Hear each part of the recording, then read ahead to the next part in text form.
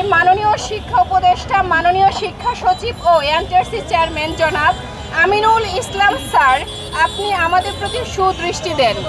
আমরা আপনাদের দৃষ্টি আকর্ষণ করছি এবং আমরা চাই আমাদের বিশেষ গণবিজ্ঞপ্তির আওতায় এনে 31শে ডিসেম্বর 2025 সালে শূন্যপদ যুক্ত করে খুব শীঘ্রই একটা বিশেষ গণবিজ্ঞপ্তির আয়োজন করতে এবং খুব তাড়াতাড়ি আমাদের এই গণবিজ্ঞপ্তির আওতায় এনে আমাদের 16,216 জনকে সুপারিশের মাধ্যমে নিয়োগ প্রদান করতে। আমরা যোগ্যতা ও মেধার ভিত্তিতে সনদ আদায় করেছি।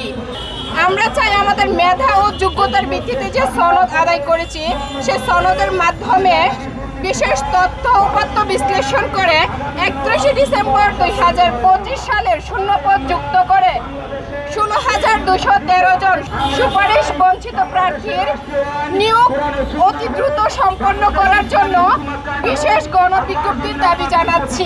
আমরা ষষ্ঠ গণবিজ্ঞপ্তি থেকে সুপারিশ বঞ্চিত হয়েছি 16,213 জন। কিন্তু এখানে দুঃখের বিষয়, আপনারা বলতে পারেন যে আমরা কেন সুপারিশ বঞ্চিত হয়েছি, যেখানে 41,600 সামথিং শূন্যপদ চূড়ান্তভাবে সুপারিশ প্রাপ্ত হয়েছে। আমরা 16,213 জন বাদ গিয়েছি। কেন বাদ গিয়েছি? কারণ 2024 সালের 31 অক্টোবর পর্যন্ত শূন্যপদ দেখিয়েছে।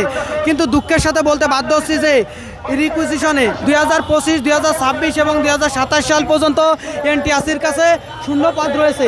শূন্যপদ থাকা সাপেক্ষেও আমাদের পর্যাপ্ত শূন্যপদ না দেখে আমাদের নিয়োগ দেওয়া হয়েছে, যার কারণে আমরা বঞ্চিত হয়েছি। আমাদের দাবি প্রধানত দুইটা দাবি। এক নম্বর দাবি হলো 18তম ভাইবা উত্তীর্ণ সনদদারিগণ, মানে যারা সার্টিফিকেট পেয়েছে কিন্তু সুপারিশ পায়নি, তাদেরকে 2025 সালের 31 ডিসেম্বর পর্যন্ত শূন্যপদ সংগ্রহ করে নিয়োগ দিতে হবে। 2 নম্বর নীতিমালা পরিবর্তন করার আগে, মানে 19তম সার্কুলারে তো নীতিমালা পরিবর্তন হবে, সেহেতু তার পূর্বে 18তমদের উত্তীর্ণ সনদদারীদের বিশেষ গণবিজ্ঞপ্তির মাধ্যমে 2022 সালে ন্যায় নিয়োগ দিতে হবে। এই যে প্রধানত এই দুইটা দাবি আমরা সরকারের মাননীয় শিক্ষা উপদেষ্টা, প্রধান উপদেষ্টা, শিক্ষা সচিব এবং এনটিআরসি চেয়ারম্যান জনাব আমিনুল ইসলাম স্যারের কাছে আমাদের জোর দাবি জানাচ্ছি, যাতে করে কেউ বলতে না পারে সমাজে যে প্রিলি পাস করলাম না, প্রিলি পাস করলাম, রিটেন পাস করলাম, ভাইবা পাস করার পরেও আমরা কেন অযোগ্য হলাম। আমরা 3 ধাপে পাস করে আমরা যোগ্যতা অর্জন করেছি। বাংলাদেশের এমন কোনো সেক্টর আপনি দেখাতে পারবেন না যে প্রিলি রিটেন ভাইবা পাস করেও অযোগ্য থাকে। আমরা যোগ্য বিধায় আমরা প্রিলি পাস করেছি, রিটেন পাস করেছি।